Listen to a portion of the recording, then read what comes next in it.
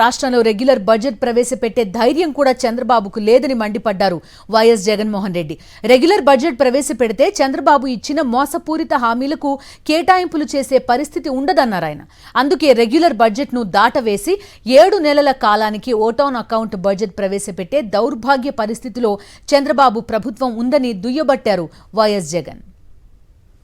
7 నెలలు 12 నెలల కాలంలో ఏకంగా 7 నెలలు రెగ్యులర్ బడ్జెట్ కూడా ప్రవేశపెట్టలేని అధ్వానమైన పరిస్థితిలో ఈ ప్రభుత్వం ఉంది అని అంటే 12 నెలల కాలానికి ప్రవేశపెట్టే రెగ్యులర్ బడ్జెట్ ప్రవేశపెట్టాల్సింది పోయి ఆ 12 నెలల కాలానికి సంబంధించిన కాల వ్యవధిలో ఏకంగా 7 నెలలు ఓటాన్ అకౌంట్ బడ్జెట్ మాత్రమే ప్రవేశపెట్టే అధ్వానమైన పరిస్థితిలో ఈరోజు రాష్ట్రం ఉంది అని అంటే రెగ్యులర్ బడ్జెట్ ప్రవేశపెట్టే ధైర్యం కూడా చంద్రబాబు నాయుడు గారికి లేదు అని అంటే ఎంతటి దారుణమైన పాలన సాగుతూ ఉంది అని చెప్పడానికి ఇది ఒక గొప్ప నిదర్శన. నిజంగా ఆ రెగ్యులర్ బడ్జెట్లో తాను సూపర్ 6 అంటూ సూపర్ 10 అంటూ తాను చేసిన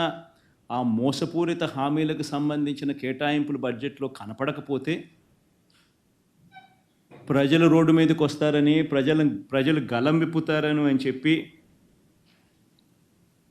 ఏకంగా ఆ పరిస్థితి రాకూడదు అని తాను రెగ్యులర్ బడ్జెట్ ప్రవేశపెడితే ఆ రెగ్యులర్ బడ్జెట్లో volume 6 volume 5 which talks about రాష్ట్రానికి సంబంధించిన అప్పులు ఎంత ఉన్నాయి, స్టేట్ గవర్నమెంట్కి సంబంధించిన గ్యారంటీ డెట్ ఎంత, ఇటువంటి అంశాలు కూడా ఆటోమేటిక్లీ మెన్షన్ చేయాల్సి వస్తుంది. ఒకవేళ మెన్షన్ చేస్తే తాను అబద్ధాలు చెప్తా ఉన్నటివన్నీ కూడా ప్రజలకు తెలిసిపోతుంది